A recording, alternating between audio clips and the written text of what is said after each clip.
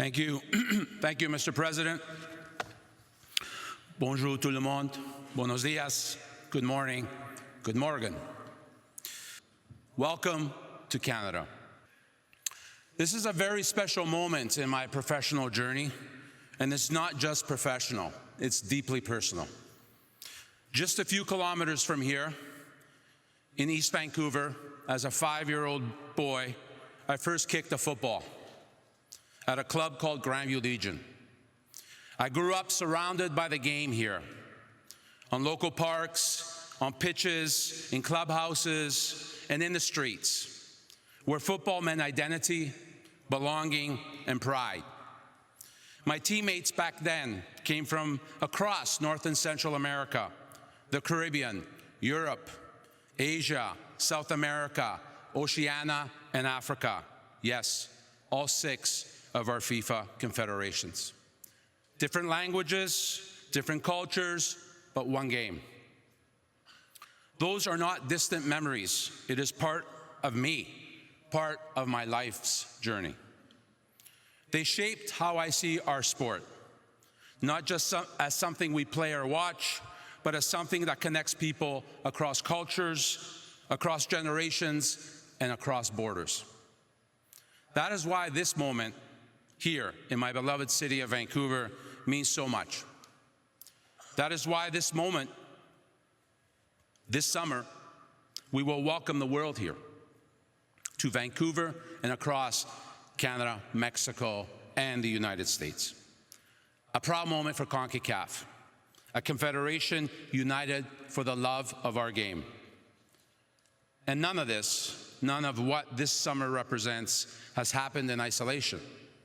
This World Cup is a testament to a shared commitment, a commitment to elevate our game and its impact. As I approach 10 years as president of Concacaf, I also want to pay tribute to my fellow vice presidents, Alejandro Dominguez and Alexander Cheferin, who have been in the room alongside me for the past decade as well. As well, to our beloved FIFA General Secretary, Matthias Grassen, for your 10 years at FIFA. And of course, without saying, our FIFA president, Gianni Infantino, a decade at FIFA. Chapeau to all of you for what you have accomplished. Caro Presidente, caro Gianni, questa crescita e il tuo impegno sarà la tua eredità. Caro Presidente, caro Gianni, un abbraccione.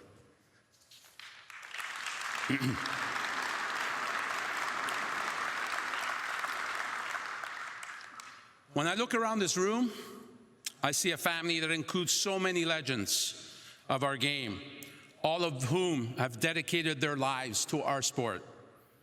Thank you for being here today, and thank you for the magical moments you have all given us. Everyone in this room shares a common DNA, a love for football. And yet, many of us also share a common story. We are the proud sons and daughters of immigrants. That in so many ways is the story of my country, Canada. We grew up surrounded by fellow immigrant families who saw football as a way to build community, because football is special. And as glorious as the World Cup is and can be, football itself is much bigger. It's about more than spectacle.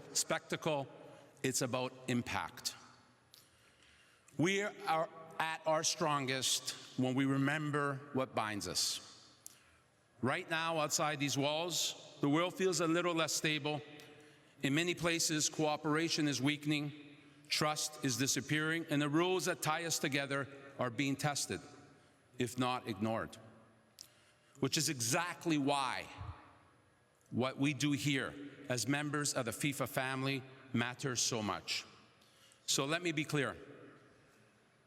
FIFA is you, the 211 member associations and the 6 confederations. It is the people who work every day to bring the game to every corner of the world. Your coaches, your referees, your administrators, but above all, your players. the countless volunteers who serve and make this game great for everyone. In my 10 years leading Concacaf, I've learned something fundamental at its core.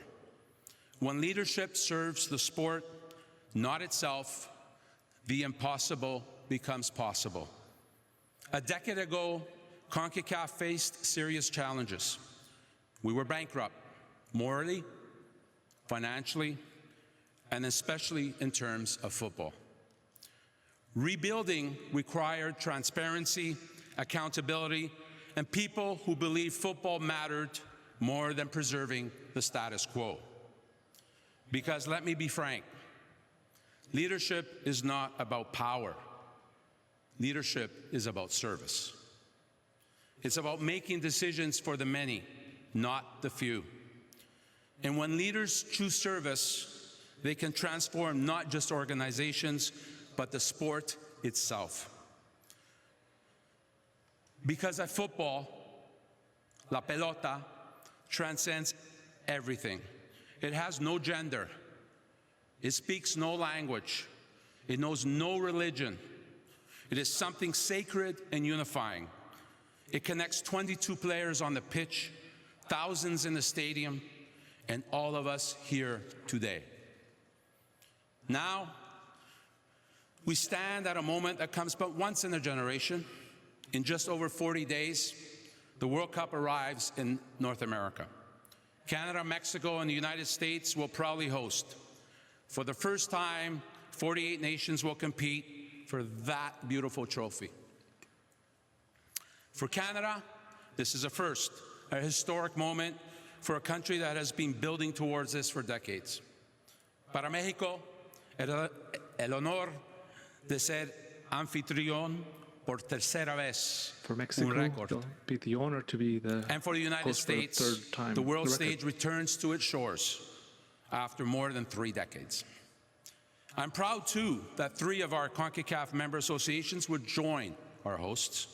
Panamá se han transformado en una verdadera nación de fútbol.